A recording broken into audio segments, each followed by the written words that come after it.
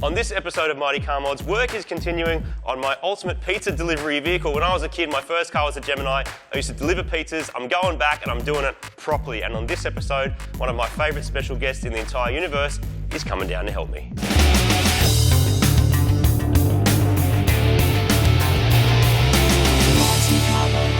Welcome to a special episode of Mighty Car Mods where one of my favourite people in the whole world is coming down to give me a hand.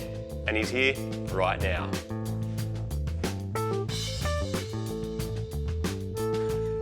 Yeah, Alan. What's happening? Hey man, what you got? We've got the two options. Fix it. Burn it. Let me show you. I covered it so you can see how cool it is. Want to see? Look. I'm very much looking forward to showing Alan this. You love old cars. I do. It's your thing. Look. Love a Gemini. What do you reckon? And there's a lot of empty space, empty real estate in here. And I thought you might be the guy to help me fill it up. There's a bolt missing. Yeah, I know. I wrecked that one. I snapped a bolt in there so we could work that out later. This is a test. I left the fun ones for you. So what's the vibe? What are we doing? The vibe is there's an engine that needs to go in it. My original plan was like an Opel double overhead cam 6, 20 CL, 20 whatever it is, Calibra motor. That kind of got a bit stalled by the fact you can't get parts for them. So no rods in Australia, no pistons in Australia, no bearing, no nothing. And importing it was going to cost heaps of money. So I went back to the drawing board and went back to G series, which is what these originally came out with. The OG. The OG. Yes. And they came out with 161s, which is a 1.6 litre, but then Radiators in Australia, which was like a ute, weren't they? Some little ute, They were everywhere. Isuzu ute, they had 1.8 and 2 litres. So I spoke to a guy in Melbourne, who's a Gemini guy, has a drag car, and said, can I come down and build an engine? And this is what happened. I've come down to Victoria to build my Gemini engine. Victoria's got a long history with Australian cars. Lots of them were built here. So there's a lot of expertise, a lot of very, very talented people that will be able to help me turn my Gemini engine dreams into reality. Before the engine can be built, I need to visit the machine shop, which Dyno-Mite Performance in Melbourne have in-house. Ah, this is awesome. Australia really does punch above its weight with the quality and performance of the cars that come out of workshops just like this. These guys specialise in Ford Barra motors, having run 6-second passes on a factory block. And they were the first to crack a 7-second pass with a Ford XR6 over a decade ago. Nut tall. Out the back, however, is what I'm here to see, which is a machine shop fully equipped to machine blocks, service heads, and grind cranks and camshafts, along with all sorts of other repairs. This niche has become more specialised and less common in the world of throwaway vehicles, but a clever guy called Jordan works here, and he was the last of his kind to be trained in this work before the trade schools closed it down. If all goes well, I'll be assembling this engine tomorrow with Darren and Corey from Gem Racing in their home workshop garage. But our job today is for Jordan to machine the block, the heads and the crankshaft to exact tolerances to make a strong and reliable engine. They stopped releasing this engine in Australia nearly 40 years ago, so complete motors are getting harder to come across. But they aren't particularly expensive as they were just a run-of-the-mill ute motor. It just so happens that Isuzu made them pretty tough, with thick cylinder walls and a strong bottom end. By adding some forged internals, you can increase the potential power output anywhere from 2 to 10 times what they came out with back in the 80s, which is just incredible. Right, so step one at the machine shop, we are checking the clearances of the mains and the bearings and the rods, and then the journals on the crank will get ground to match that, so that when we assemble it, which will probably happen tomorrow, everything will be the right tolerance. But all that begins here at the machine shop with Jordan, who is a very, very talented machinist. We're going to see some of his work. You'll see a machinist constantly measuring, taking notes and measuring again, because the tiny details you check now matter later on when you're on the dyno or flat at the end of 4th gear somewhere. The first job is to grind the crank. This requires some pretty impressive equipment and some grinding stones the size of a table. Jordan first has to dress the machine and the stone itself to make sure the profile is correct for the crank. Grinding and balancing the crank means the rods and bearings fit perfectly and prevents vibrations that shake the motor to bits. This process can take up to 2 hours to do properly because multiple passes are required to make sure the surfaces are perfectly smooth and round.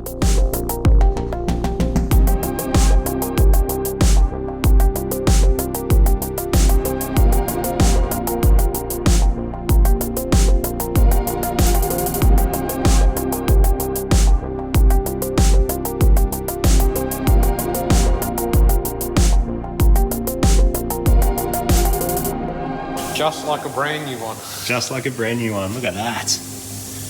Well done, man. That's killer. So now we're going to move on to the block. We're going to deck it so it's perfectly flat, ready for assembly.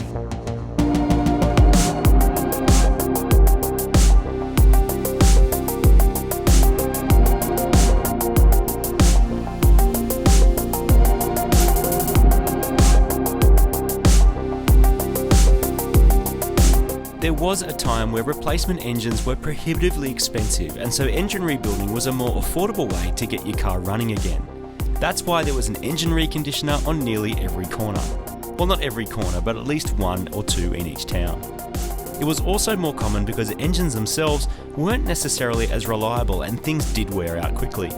We're spoilt these days by quality factory parts that do seem to last, but when chasing power in an engine like this, you still have to go back and use all these complex machines to make it possible. Alright, plan is that's going with Darren while we stay here and give this a bath, which will take up to an hour. And then I'm going to bring that with me to Darren's place. We're going to kick into it. There are heaps of stories out there of fresh engines being ruined by a tiny bit of swarf or metal shavings. This hot wash process is particularly important to clear out any leftover metal. It's also why engines are usually assembled away from any drilling or cutting equipment. An hour or so in this high pressure hot wash should sort it out nicely. While the oversized dishwasher does its thing, we're going to make sure the pistons and rods are going to get along. It's so light. Front wheel drive pistons? Yeah. Front wheel drive pistons? Yep, so we could Dude, get. you ordered the wrong ones. We could get. We could only get front wheel drive. You ordered the wrong ones. I wanted all-wheel drive pistons in my rear-wheel drive car. Front wheel drive only. While we are waiting for the parts to go through the washer, including the block, we're in the engine room. We're going to put the pistons onto the rods to save some time later on at Darren's place because we have basically split up to get stuff done quicker. The aim here is to make sure the gudgeon pin, the thing that connects the rod to the piston, slides easily so the piston doesn't bind up on it. It's the same with the big and small ends of the rod, and it turns out they do need a little bit of adjustment, and luckily, Jordan has the tools and the knowledge to get that done. Half of our engine is clean, and it's been nearly 8 hours since we started work on the motor this morning. Now it's time to chuck the rest of it in the hot wash while we clean up.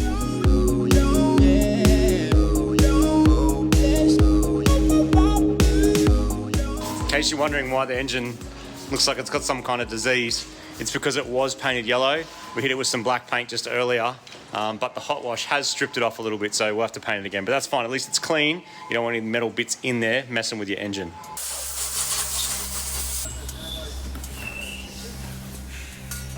It's a new day on the Gemini engine build. Spent all day yesterday at the machine shop, and today is the day where the engine is going to get bolted together. Now, all the best stuff in Australia, especially for cars like this, comes out of little sheds in the backyard, which is exactly where I'm going to see the guys at Gem Racing, a father and son duo, and they're going to help me screw this engine together.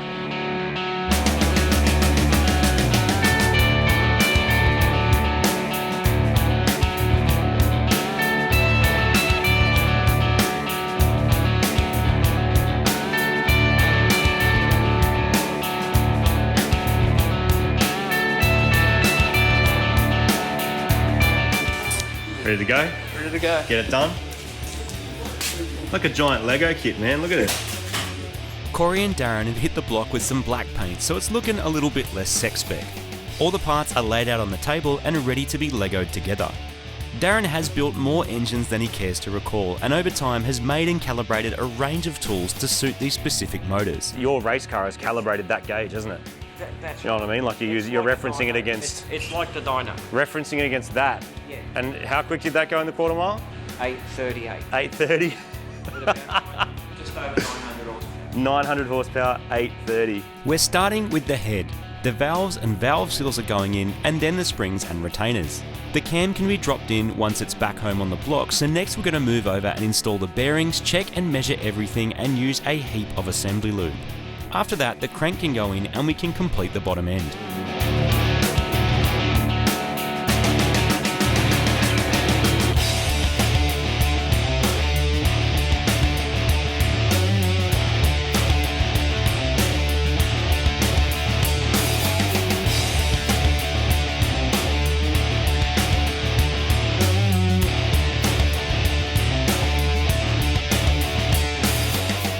It's a big moment because the crank is in.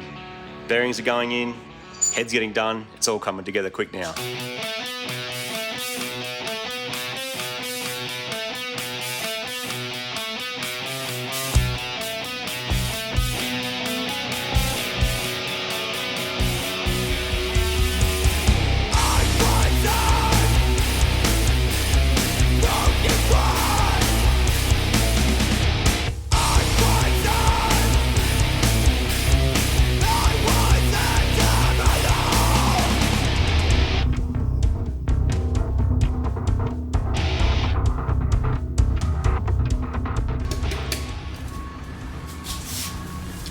Look at that.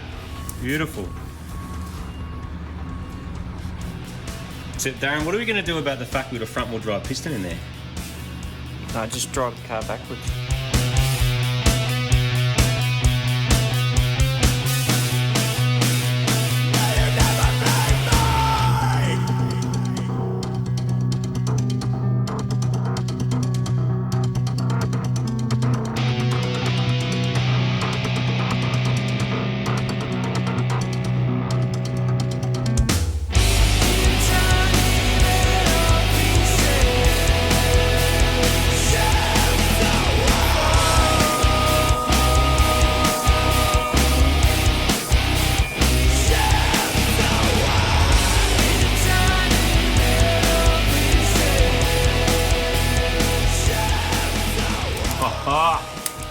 Look at that, fellas.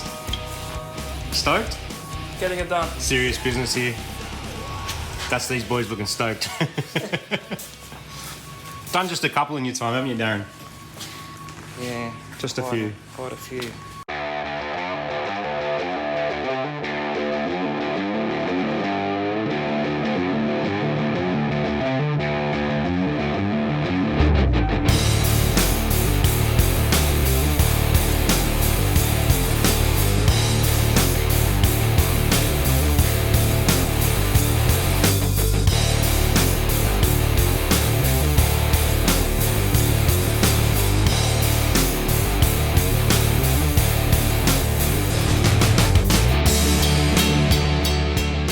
Note to self for future.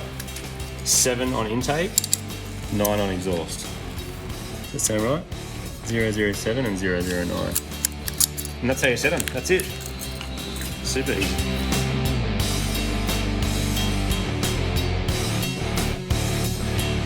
The cherry sensor goes through there. It picks up on that dowly looking thing. That's at top dead centre That's now. that's at top dead center now. Cool. So I guess that's our offset. It spins that way. Yeah. Yeah. So if you just before by the looks of it, that's with it at top dead center. Note to self.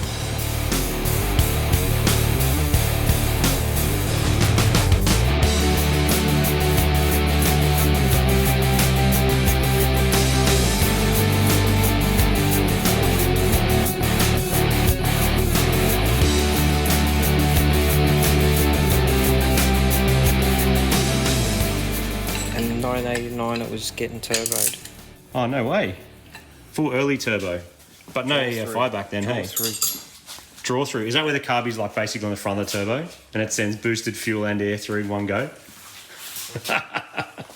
As old school as it gets. Yeah. Was it fun? Yeah, it was alright.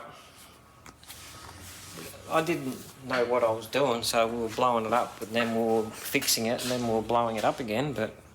So kind of no different to now then? No Well, different. it's not blowing up anymore so No, much. what's in one piece. Now, how'd you get into this mess? Him. His fault. Is the easiest way to put it. But did you drive this now, right? Yes. Because this does 8. It's gone 8.3 at 165 mile an hour. And you were driving it. Yeah. What's that feel like? Scary. In a way, I'm sort of used to it now, but yeah, it does get a little bit...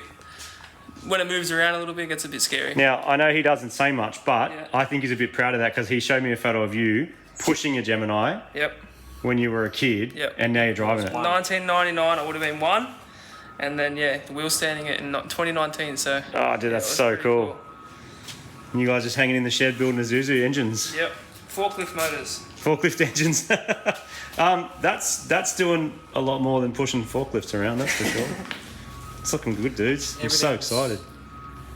Everything's all done, yeah, because I just dropped that on. It is. That's it. We're looking good. Not much to go now. We literally got to put that on it, put a sump on it, Obviously, they're torqued up. Trigger kit, Done. couple of brackets. Tight. Normally you got to line these up a certain way for the distributor, but because you're not going to have a dizzy, this can go in anywhere. Oh, good. Distributorless because we are using the crank trigger. No, we're using it as a breather. And, oh, sorry, we're using the hole as a breather, aren't we? But normally there'd be like a big dizzy thing going on down there. Yeah. Here it is, people. Finished and ready to stick in the car and head back to Sydney. It's night time, so I'm going to be driving through the night with this in the boot. And then it's going in the car. You freaking legends. Thank you and thank you. Could have done it without you, boys. Oh, that's good. I did, you know, originally I was going to do the twin cam stuff, and then I kind of ended up just going, you know what? I think we got to go back to the roots, back to what I had in my very first car, which is a G series, which is this. And thanks to these legends, it's going to get started. It's going to be running soon. Right now, we're going to load it into the boot of my car. I'm going to drive through the night and go back to Sydney. Can I also say thanks to Lee Thomas. Yep. Thomas for parts for the head gaskets, and also Darren O'Neill as well. Also, all Gemini guys. All the Gemini guys. This is what this is absolutely what I've learned. Community. It really is. And like one of the reasons I wanted to come here and build it with you in this shed is because this is what Gemini people are doing, eh? All the time. They're in sheds, you know. They're rebuilding cars like Darren from WA, who was over as well. This is cool. It's what it's all about. It's fun. So, but yeah, I'm going. Got a bit of a drive ahead of me. It's only 1,000 Ks. Here we At go. least you're going back with something. I'm going back with something very cool. The engine's in the wrong end, boys. Should make some alright power with both of them. That one will probably last longer than the one in the front. No head gaskets on this one, mate. Yeah, well, only one. Helps. Half as much chance of it blowing up. Let's go. Darren was bang on. The Gemini community continues to keep the dream alive, and now I'm even more motivated to get the car working. And luckily for me, I've got an old friend to help push it to the next level waiting for me back in Sydney.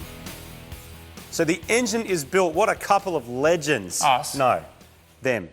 The guys who built the engines. And Jordan the machinist. So good. Really enjoyed going to see those guys. Really enjoyed seeing this engine come together. And yes, it's a G180 out of a Rodeo. They're tough. They make heaps of power. And I'm so excited to get it into the vehicle. People, have you grabbed yourself one of these posters yet? It directly goes to support this show. Please grab one. It helps us. Only available while the build is going. Keep watching. You know why? Because in this episode... Oh, you'll see what's there. Well, look who's with us. Al is here. It's happening, people. You know what's going to happen. All right, everybody. We have an engine, and thanks to my friend and yours, Benny, Mechanical Stig, he found this on a farm somewhere hundreds of kilometres out of Sydney, and he brought it to me, which is amazing. He might show up a bit later today.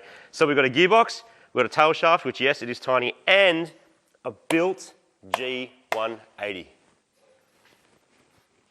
I've got the book.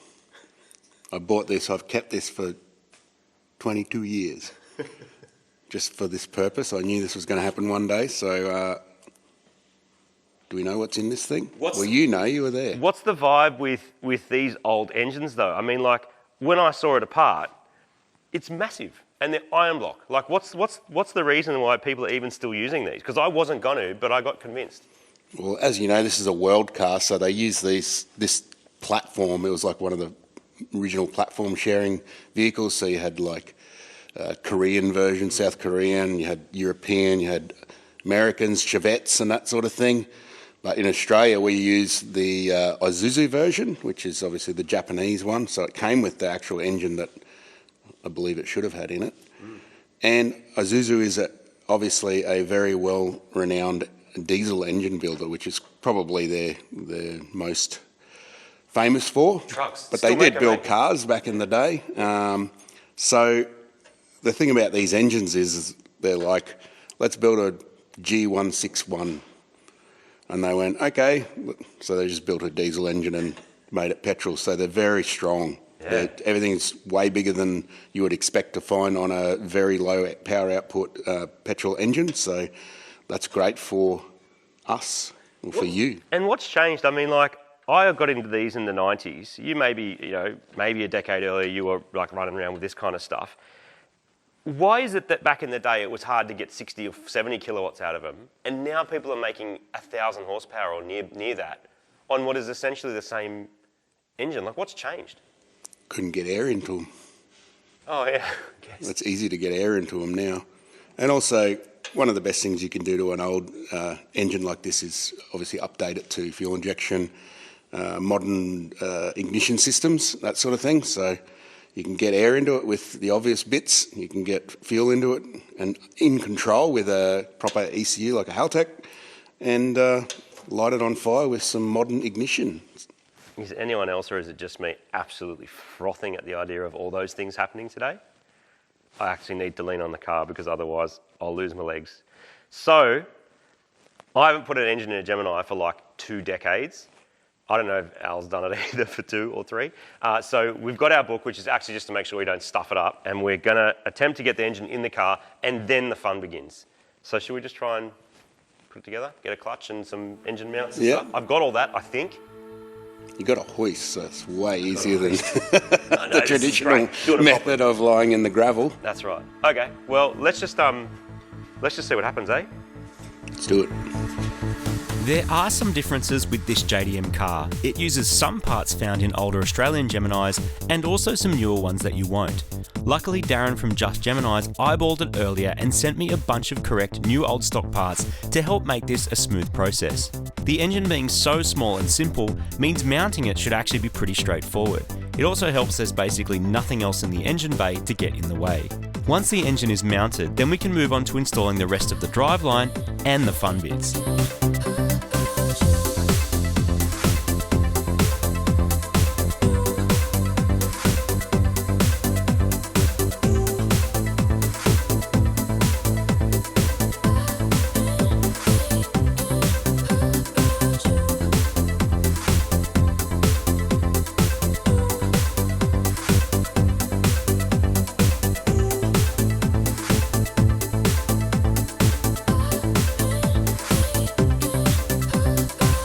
Engine is in, which means the car is Instagram finished. Take a photo, upload it, boom, done. You have built a car.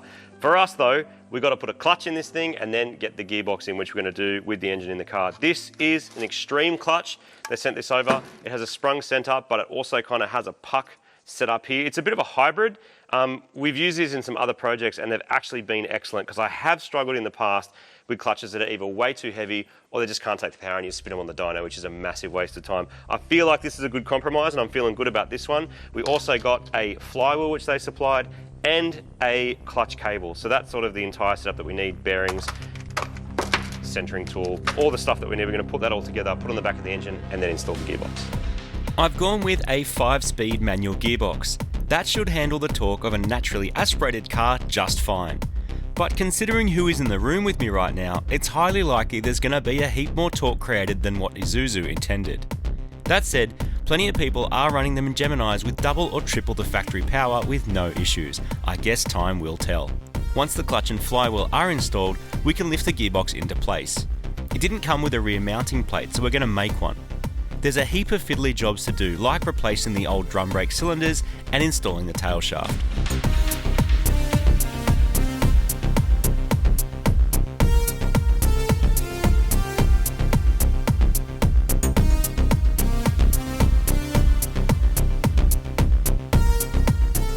Interestingly, when Alan's around, everything in your life hits boost. So not only does he turbo cars and make them hit boost, your life hits boost because we have got so much done. We've got an engine mounted, a gearbox in. We even had to make our own adapter plate to make that mount fit. Tail shaft, we even did the drum brakes. And now I have an alternator off a Nissan Patrol. What have you got?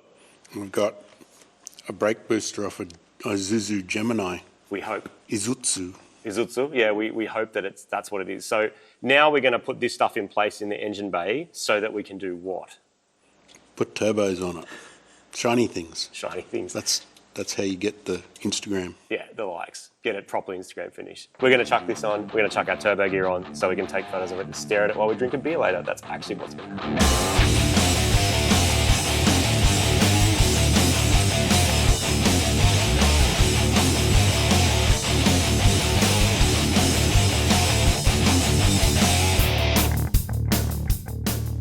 Now, I've never expressly spoken about it, but absolutely this engine is being turboed. Why would you turbo one of these, Alan? Because it's an engine. Asked and answered. Right here, I have a manifold that's made by a gentleman up in Queensland. He makes Gemini turbo manifolds. Could we have whizzed these together with some steam pipe? Absolutely, we could have. Alan has the skills to do that, but we saved ourselves a day and a half by buying one already made, proven, used on lots of Geminis, a really nice piece of kit. And on top of this, we are putting This bad boy. This is a G25 550 Garret, 0.72 internal wastegate, V-band in and out housing. It's a very nice bit of exhaust housing there. I'm a big fan of that. It's going to make it pretty neat, straight on. No wastegates going everywhere in this case, because it's not that kind of car, is it? just neat, exactly. And so when you talk about what turbo you're going to choose, you'd normally pick your power figure and kind of work backwards. I don't really have one in mind, but I know that that kind of turbo that's that neat, packaged so nicely, has the headroom to make some good power, and when we tune it, I guess we'll find out what it's going to do. That came from Baxter's MTQ, who are a Garret supplier in Sydney, thank you very much, and it's going to be a good thing. It should just V-band straight onto this. So shall we put it in and see what happens? Do it.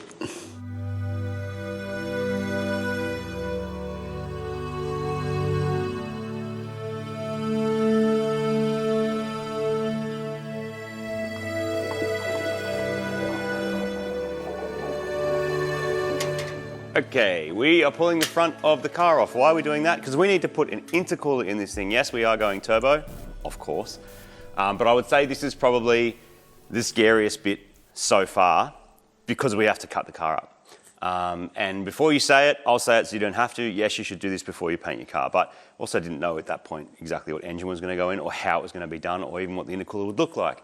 So what do you think we should do, Alan?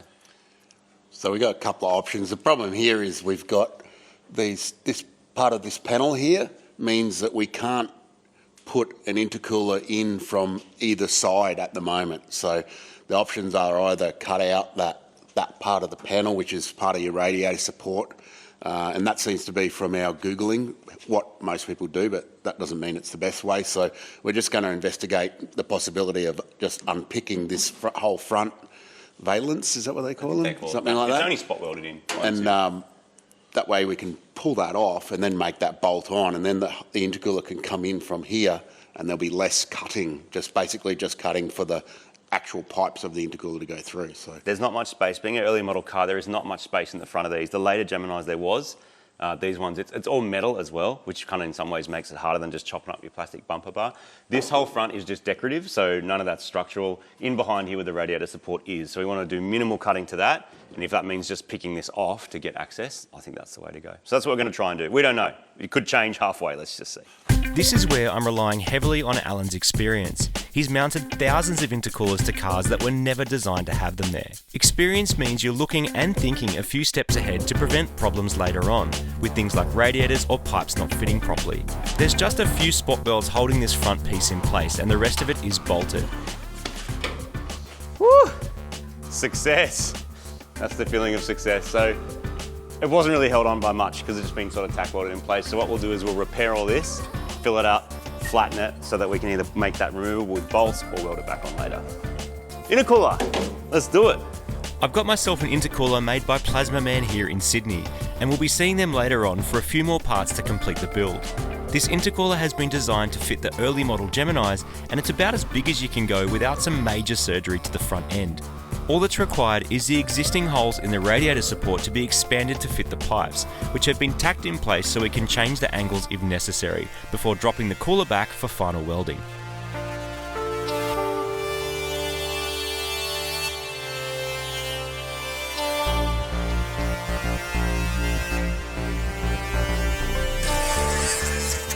This is the Ryobi cordless die grinder. Absolutely excellent. They call it a die grinder, and you can use die grinding bits on it. That's over there now. But you can also use stuff like this, which is cool. So like the little sandy flapper discs, 4 different speeds, low speed for something like this, absolutely, so it doesn't blow apart. Perfect for what I'm doing now, just like rounding out holes and doing stuff like that. Excellent bit of kit. One of my favorites. Once we've made room for the inlet and outlet pipes, we have to work out how to mount the cooler securely to the car. Al's going to weld on some bungs that have threads tapped into them, and then we'll make up some aluminium brackets that can be bolted to both the cooler and the front of the Gemini.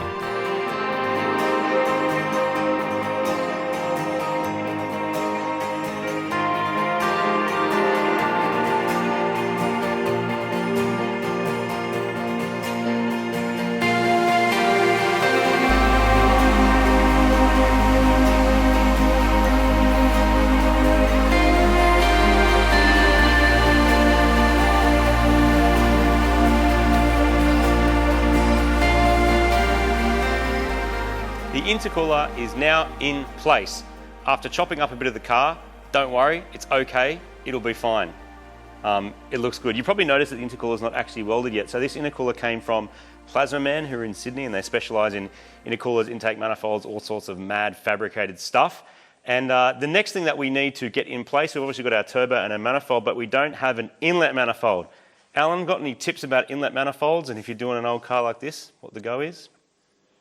Any tips? Well, usually if it's carburetted engine like this one was, sometimes you can get a EFI version of the engine, which may exist on this particular engine, but I don't think it did here. Like Radiator stuff. Maybe, yeah. But they're usually not very nice and often come over the top, so they're not much use. But otherwise, you're going to go for an aftermarket one, which you can make, or you can go to Plazmaman and get a really nice one. One like this. So this is a billet Plazmaman G180 inlet manifold, and look at this. Yes, I'm going to pull the tape off later, but I just want to show you how nice that sits. That sits in there, kind of like that, on a stud. And look at this, look at the run there from intercooler into inlet with an electronic throttle. It'll go there. But how did this come about? Let me show you. Let's go on a little adventure. Over the many years of planning this build, I'd worked out that a new intake manifold was going to be the neatest and best performing way to get fuel and air into this old motor. I contacted Shannon from Plazmaman and he said I could come down and see how one gets made.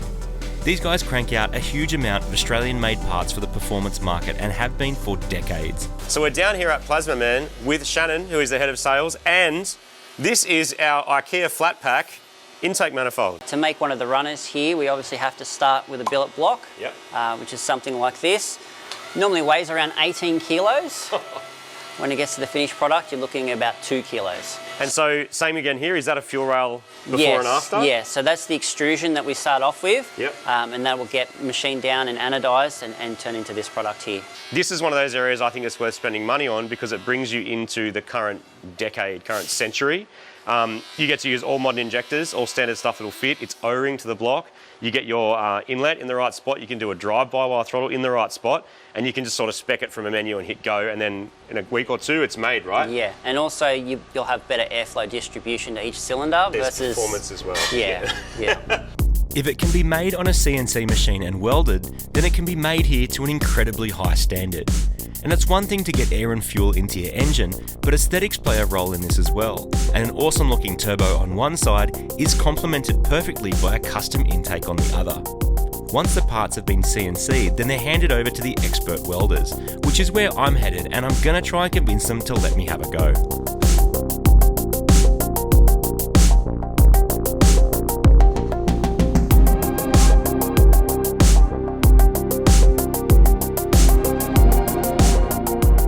Fun fact, there's a photo of me and Aiden at a Mighty Car Mods meet in 2016, which is this, and we just took another one now, which is this. That's so hectic, man, I can't believe that. That's so cool. I'm going to let you weld it. I'm going to see how you go first. We're going to try and get some practice in. always good practice, you know what I mean? So we'll try that and then we'll see how we go. My first foray into TIG welding was to grab a cheap machine and just give it a try.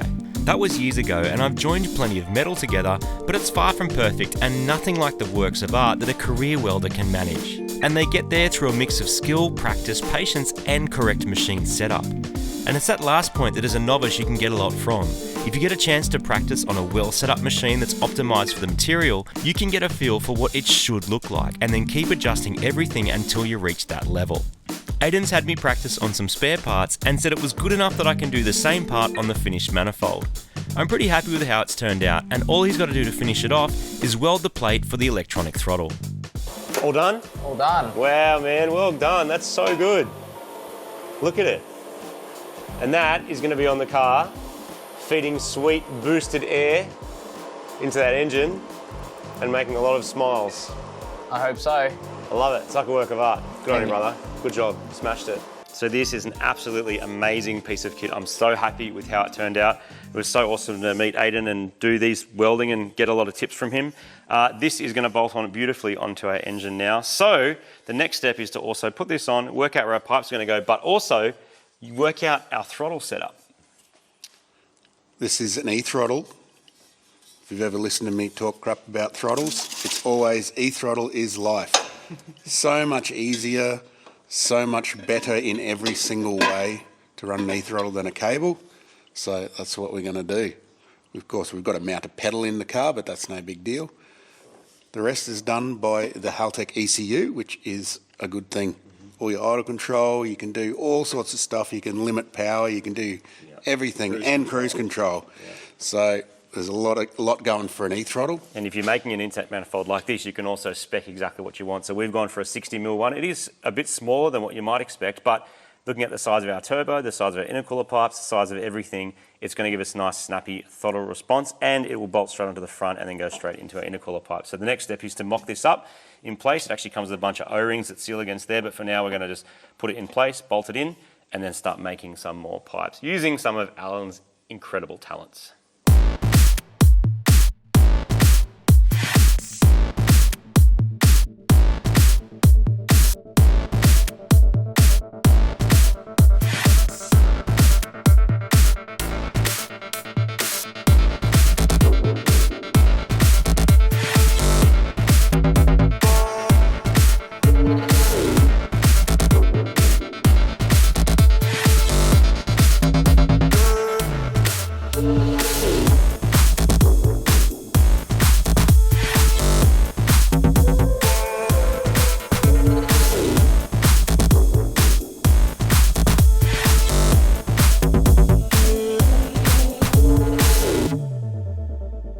Alan has worked his magic. This has all been tacked together. The pipes look amazing. We did a little bit more trimming around here just to make it really, really neat. We will pull that off later and take it to Plazmaman, where they will weld up this and also the end tanks of their intercooler. Next, we're going to do radiator. So we had to do intercooler first, so we knew how much space we had for our radiator. Now, I did buy a Gemini one. Doesn't fit at all. So Christian from Fenix Radiators, he brought me a KE71. He's a Toyota guy, drives a Majesta, and a KE71 looks like it's going to fit, but we are going to have to modify that too. So we're going to jam that down in there, see how it fits, and then make whatever we've got to make it fit. This is the scary and the fun part. The more you make custom stuff, the more you only have yourself to blame if it doesn't work. But on the upside, it's a great feeling when it all just does. All these parts are battling for a small amount of space in the front of the car, and I'm just loving watching it play out. You've waited so long, time and time again. All you say is that I did you wrong, so you turn your back on the world, pretending to be strong, but you're crying deep inside. You're still hurting from the lies, and I'm the man that you despise. Now you put up a wall, now you act like you don't know me at all. Every time you see me, know it's not the same. Brand new you, but the feelings ain't changed. Do you still see me and you together, or should I let go and forget right now? I'm me ready for work, for every moment that you made me smile. Can I just see you and stay for a while? I'm trying to find who we were before the lies I learned. So take me back to this time,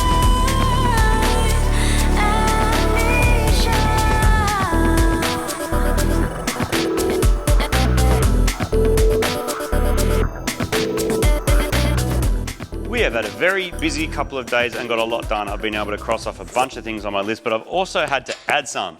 Alan's about to turn into a pumpkin, which means he has to go back to Queensland, because if he doesn't, I don't know, his superpowers start draining away or something.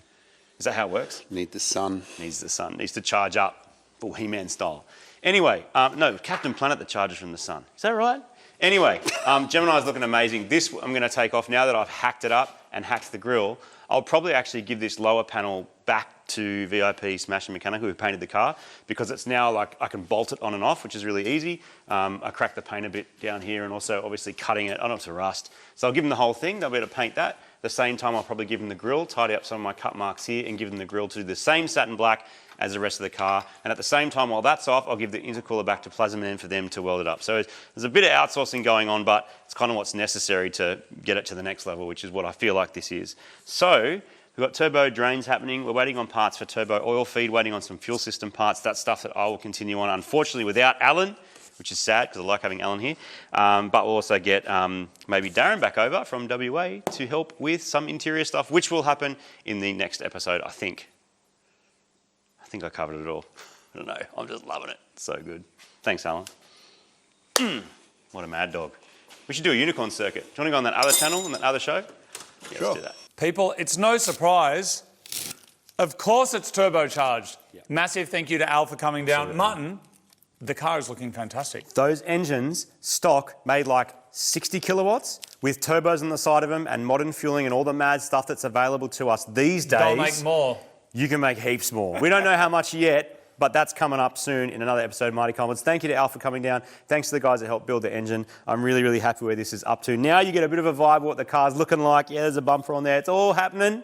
There's another episode coming very soon. Hope you enjoyed this. And get yourself a poster. Grab one while you can. Thanks, people. Enjoy your day. Enjoy your night. Enjoy the next couple of days until more Gemini smashes your eyeballs, face balls. It's coming. And balls. Bye.